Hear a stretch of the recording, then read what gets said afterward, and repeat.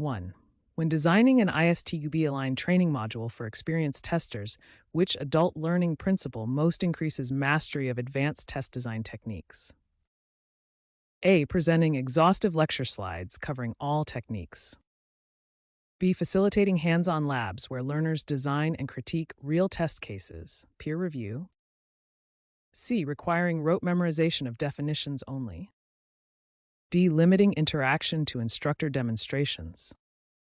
2. For evaluating candidate competence in boundary value analysis after an ISTQB course, the most valid assessment is A. A multiple choice question asking for the definition of boundary value analysis.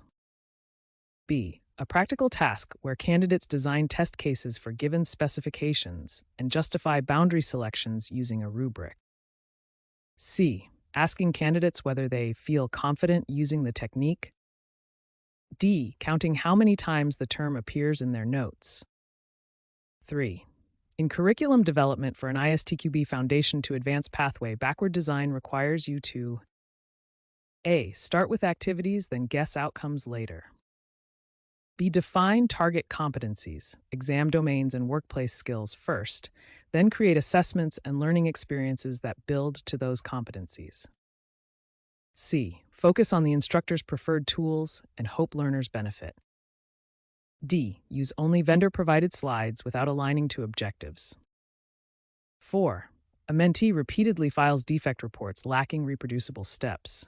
Which mentoring technique most effectively corrects this? A. Publicly admonishing the mentee during stand-up meetings. B. Pairing the mentee with a senior tester for a focused defect reporting workshop and co-writing reports. Scaffolding. C. Taking over defect reporting permanently to ensure quality. D. Sending them written guidelines without practical support. 5. When mapping ISTQB syllabus topics to workplace tasks, which practice ensures relevance and transfer? A. Creating arbitrary exercises unrelated to the team's tech stack. B. Crosswalking syllabus learning outcomes to real job tasks, tools, and example defects encountered in the organization. C. Prioritizing only exam-style multiple-choice practice. D. Teaching theory without contextual examples. 6. Which communication technique best improves stakeholder understanding of test risk in an ISTQB-informed project? A. Sending lengthy email attachments full of technical logs. B. Summarizing risks using concise risk heat maps and impact likelihood narratives tailored to stakeholder concerns. C. Avoiding risk discussions to prevent alarms. D. Using only technical jargon to assert expertise. 7. To ensure reliability of performance-based ISTQB assessments, the most appropriate action is to A. Use a single assessor with no scoring guide. B. Develop behaviorally anchored rubrics, train assessors, and run inter-rater reliability checks. C. Score based on assessor gut feeling. D. Change scoring criteria mid-assessment. 8. When teaching test automation to adult learners with varied experience, which instructional strategy is most inclusive? A. One-size-fits-all coding labs at high complexity. B. Tiered learning paths with core fundamentals, optional advanced labs, and scaffolded pair programming sessions. C. Expecting beginners to self-teach using repositories only. D. Avoiding hands-on automation altogether. 9. An ISTQB trainer wants to measure long-term retention of testing heuristics. The best evaluation approach is A. Post-course survey asking if learners liked the heuristics. B. Administering spaced follow-up tasks and workplace problem logs at 1, 3, and 6 months to measure application and retention. C. Giving a single immediate post-test only. D. Counting attendance at the initial workshop. 10.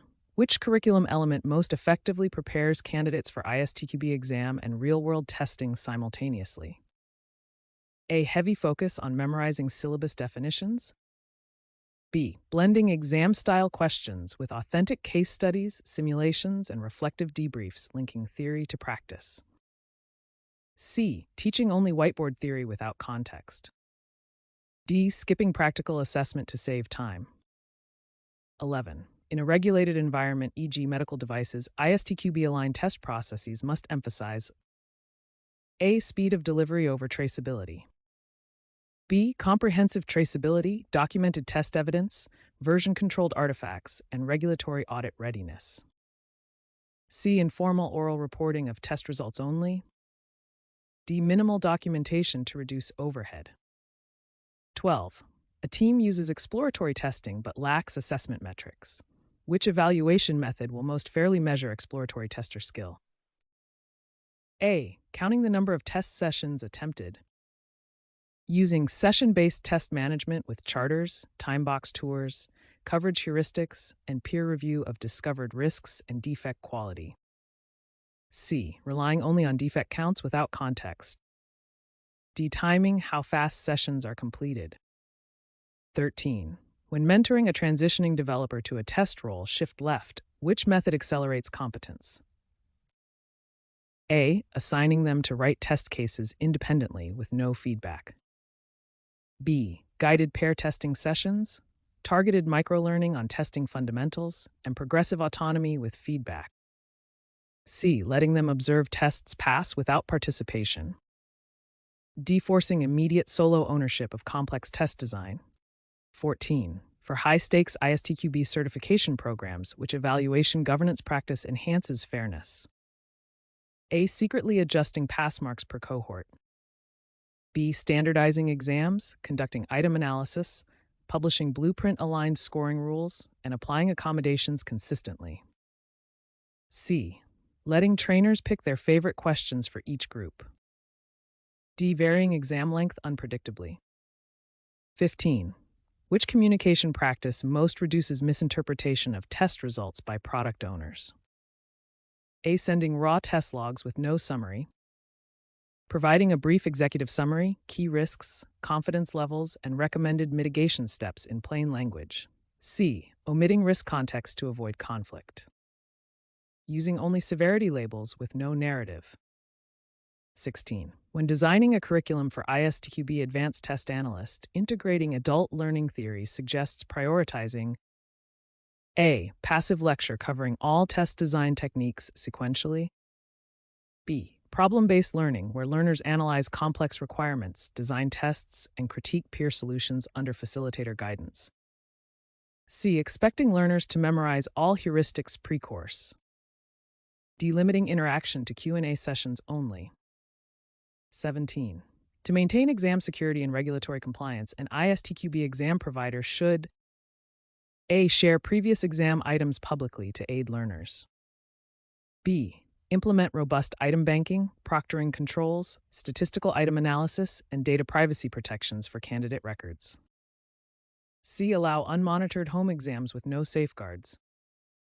D. Exchange test forms casually between trainers.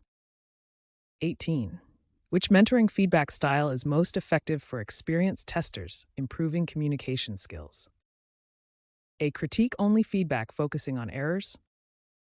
B. Reflective feedback, combining observation, examples of effective communication, and role-play opportunities to practice improved behaviors.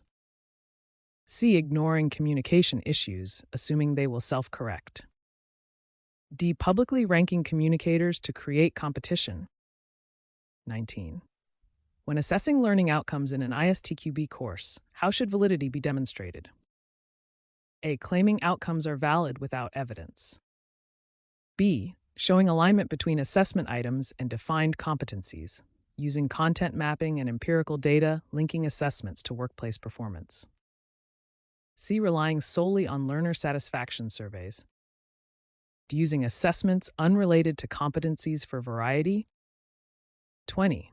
Incorporating accessibility and regulatory data protection into ISTQB training means A. Ignoring accessibility to save development time. B. Designing materials with accessibility standards, WCAG, anonymizing datasets, and teaching testers how to evaluate accessibility and privacy requirements in test plans. C. Sharing real sensitive production data for realism without controls. D. Assuming accessibility is only a developer concern. 21. Which evaluation practice supports continuous improvement of an ISTQB training program? A. One-off evaluations with no follow-up. B. Continuous feedback loops combining learner analytics, workplace performance metrics, and iterative curriculum updates based on data. C. Only annual budget reviews. D. Relying solely on trainer intuition. 22. For adult learners preparing for ISTQB, which study support most improves pass rates in practical application? A. Unlimited passive reading assignments. B. Frequent low-stakes practice quizzes, peer study groups, annotated answer rationales, and applied labs that mirror real testing tasks. C. Expecting learners to self-organize without resources. D. One final cram session before exam day. 23. A compliance audit finds incomplete test traceability matrices. The best remediation action is to A. Ignore the audit findings as bureaucratic. B. Create a corrective action plan to rebuild traceability, implement automated traceability tooling, train staff on standards, and audit improvements over time. C. Blame the auditors publicly. Delete old artifacts to hide gaps. 24. Which mentoring activity best develops higher-order testing skills, critical analysis, risk-based testing? A. Assign repetitive, low-skill tasks to build confidence. B. Mentored critical incident reviews, scenario deconstruction, and guided risk assessment workshops with reflection and alternative strategy design.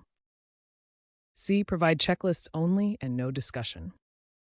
D. Focus exclusively on passing certification exams. 25. When communicating test scope changes to cross-functional teams, the clearest approach is to A. Announce changes via a long, unstructured email thread. B. Hold a short, focused sync. State the change, implication on deliverables, impacted risks, and immediate mitigation actions with clear owners and deadlines. C. Update documentation without discussion. D. Wait until the next retro to mention it.